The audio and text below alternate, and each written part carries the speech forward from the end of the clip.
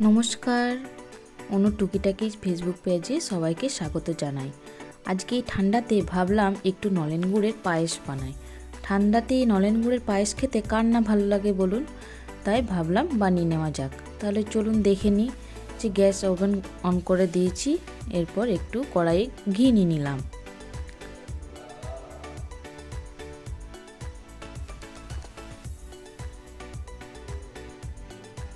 যে ঘিটা গরম হয়ে গেছে, ধোঁয়া উঠছে দেখতে পাচ্ছেন।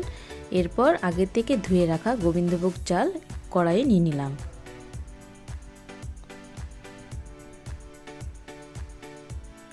এভাবে সেটাকে ভালোভাবে মেশাতে হবে। যতক্ষণ পর্যন্ত একটা সুগন্ধ না বের হয় ততক্ষণ পর্যন্ত চালটাকে একটু ভেজে নিতে হবে।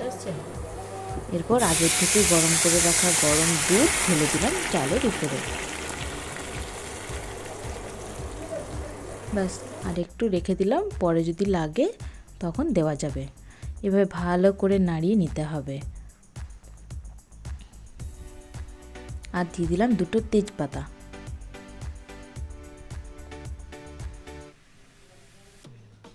এবার কিশমিশ পায়েসের মধ্যে দিয়ে দিলাম। আমি এখানে কাজুটা স্কিপ করেছি, আপনারা চাইলে দিতে পারেন।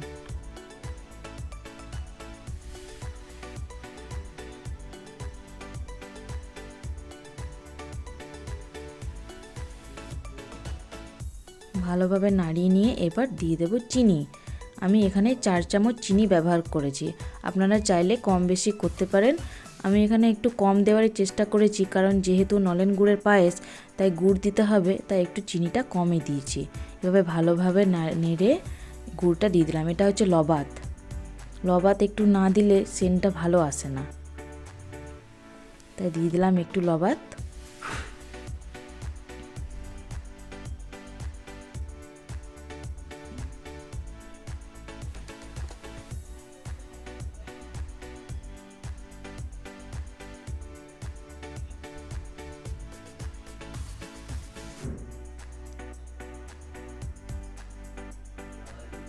এইবার চলে এসেছে আসল খেজুরের গুড়। এইটা না থাকলে মনই ভরে না।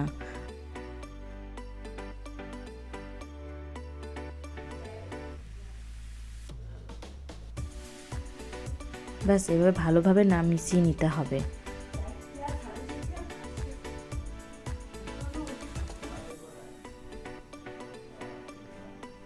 ভালোভাবে নাড়িয়ে নাড়িয়ে মিশিয়ে নিতে হবে। এবার ঢাকা দিয়ে দিলাম। এবং নামানোর আগে একটু গুঁড়ো দুধ মিশিয়ে নেবেন, এতে টেস্টটা আরও ভালো হয়। কিন্তু এটাকে ভালোভাবে মেশাতে হবে, নাহলে লাম্পস একটু থেকেই যায়। ভালোভাবে মিশিয়ে নিয়ে শেষে কয়েকটা কিশমিশ দিয়ে দিলাম। এবার তৈরি আমাদের নলেন গুড়ের পায়েস। আপনারাও বানিয়ে দেখবেন, কেমন হয়েছে জানাবেন।